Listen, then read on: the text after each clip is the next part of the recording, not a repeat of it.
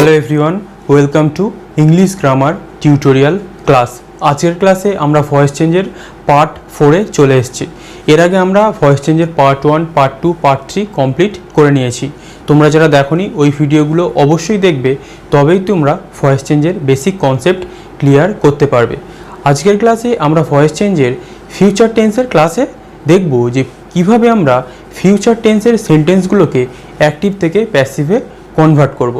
তোমরা ভয়েস চেঞ্জের প্রায় সব নিয়মই শিখে গেছো, তাহলে চলো আমরা ডাইরেক্ট ক্লাসে ঢুকে যাই।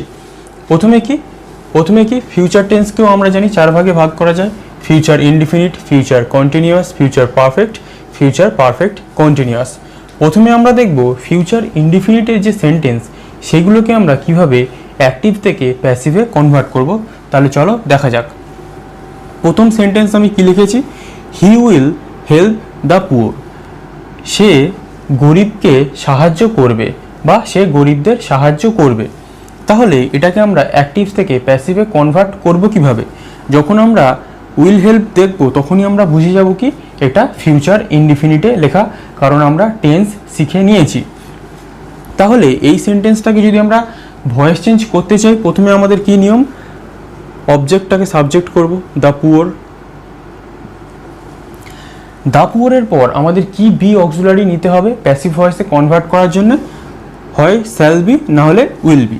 এখন শ্যাল বির ব্যবহার হয় না, কিন্তু কিছু কিছু ক্ষেত্রে আই আর উয়ের পরে আমরা শ্যাল বি ব্যবহার করে থাকি। ওটা যদি আমাদের সাবজেক্ট হয় তাহলে আমরা শ্যাল বি নেব, আর যদি আমাদের অন্যান্য যে কোনো সাবজেক্ট হয় তাহলে আমরা উইল বি অক্সিলারি ভার্ব ব্যবহার করব ভয়েস চেঞ্জ করার জন্য অ্যাক্টিভ থেকে প্যাসিভে ফিউচার ইনডিফিনিট টেন্সকে। তাহলে the poor, will be auxiliary প্যাসিভের ক্ষেত্রে।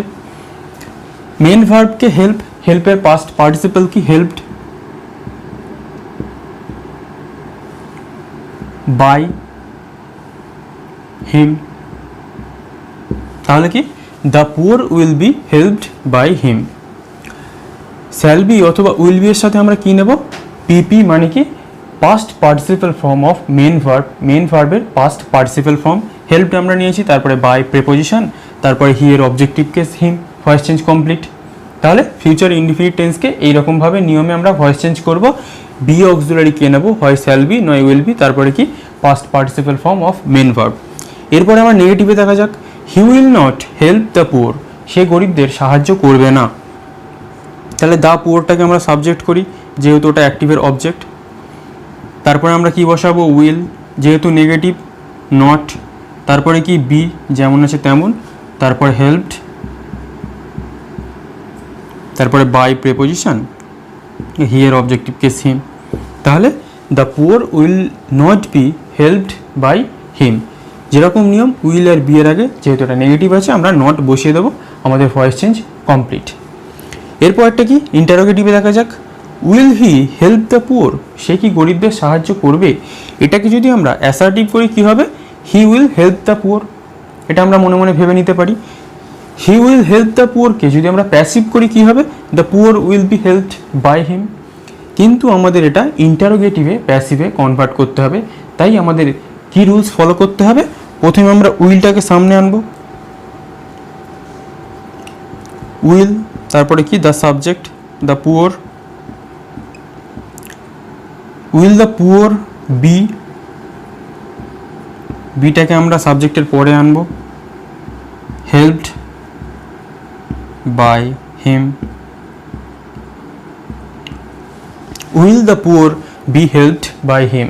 তাহলে ইন্টারোগেটিভ করার ক্ষেত্রে প্রথমে উইল, তারপরে দ্য পুয়ার সাবজেক্ট, যেহেতু এটা অ্যাক্টিভের অবজেক্ট তাই এটা আমরা প্যাসিভের সাবজেক্ট আনলাম, তারপরে বি, তারপরে হেল্পড, তারপরে বাই প্রেপোজিশন, তারপরে হিম, যেহেতু এটা হিয়ার অবজেক্টিভ কেস হিম।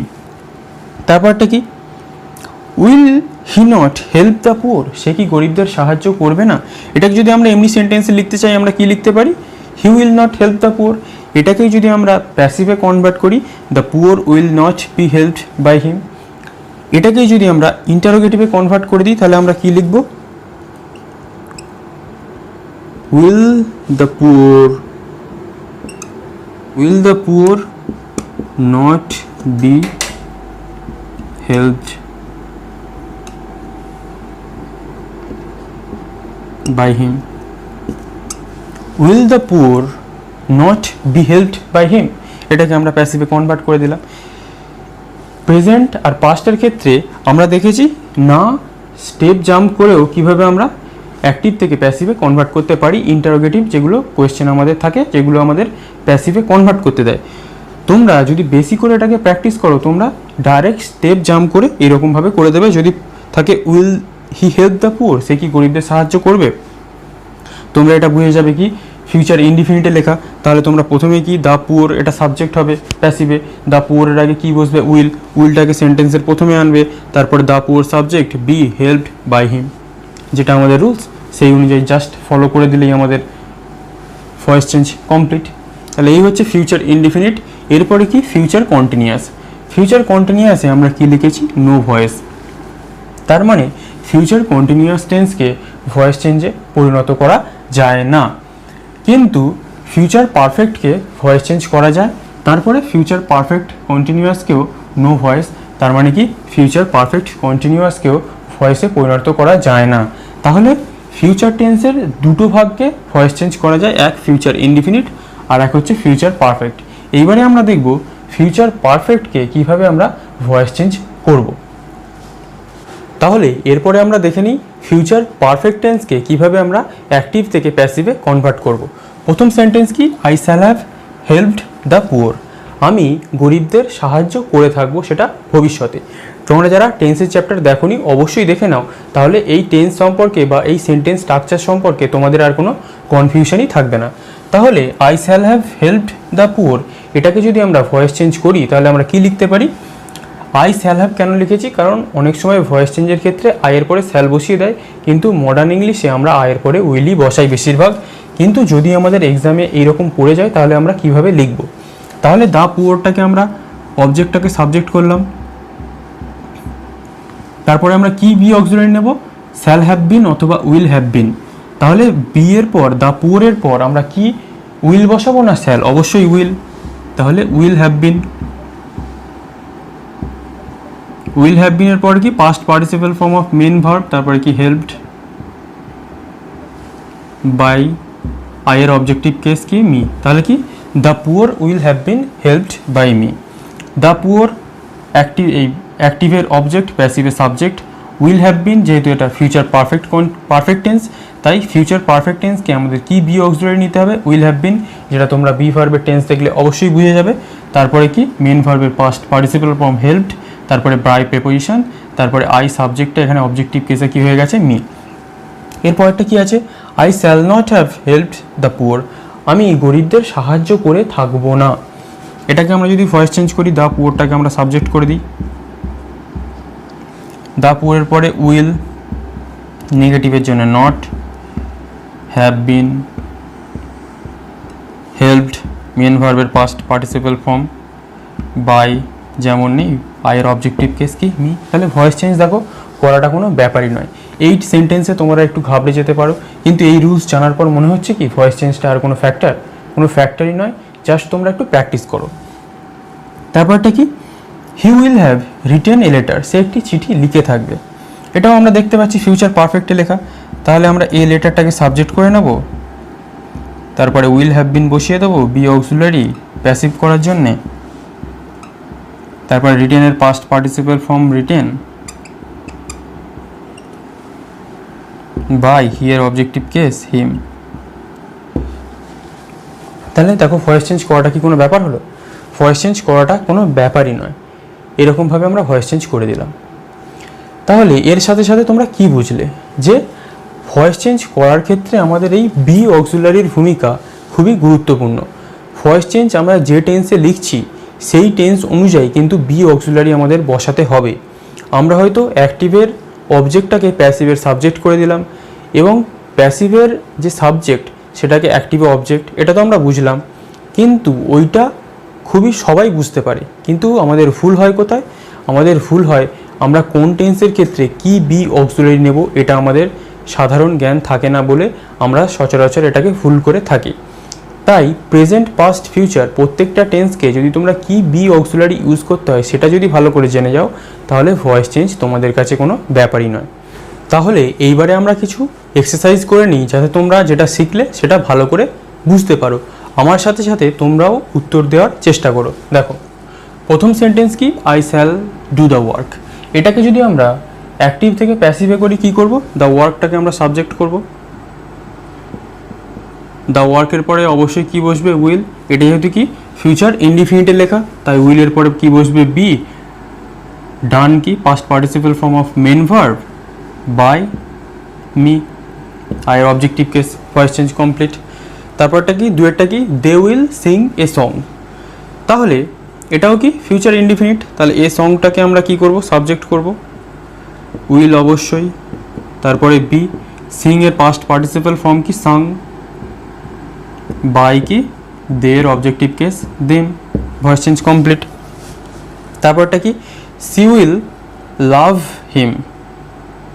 এটাকে যদি আমরা অ্যাক্টিভ থেকে প্যাসিভে কনভার্ট করি তাহলে হিমটা কি হয়ে যাবে, সাবজেক্ট। হিমের সাবজেক্টিভ কেস কে, হিমের সাবজেক্টিভ কেস কি, he. Will be loved past participle form by, she এর অবজেক্টিভ কেস হার। এগুলি যেহেতু ফিউচার ইনডিফিনিটে লেখা তাই আমরা কি নিচ্ছি, শ্যাল বি অথবা উইল বি, তারপরে কি past participle form of main verb. এরপরে কি আছে, ইউ উইল রিড বুকস। তাহলে বুকসটাকে আমরা সাবজেক্ট করি, তারপরে উইল বি রেড, রেড সবকটারই একই ফর্ম, বাই ইউ। ইউ এর সাবজেক্টিভ কেস যা, অবজেক্টিভ কেসও তাই।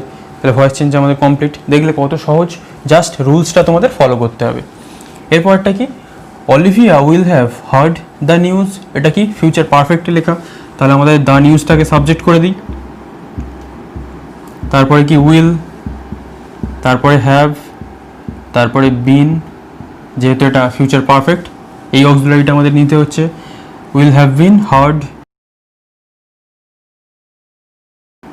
বাই অলিভিয়া। নামের ক্ষেত্রে কোনো পরিবর্তন নেই, ভয়েস চেঞ্জ কমপ্লিট। এরপরটা কি, we shall have built a big house. এটাও আমাদের ফিউচার পারফেক্ট, তাহলে এ বিগ হাউসটাকে আমাদের কি করতে হবে, সাবজেক্ট।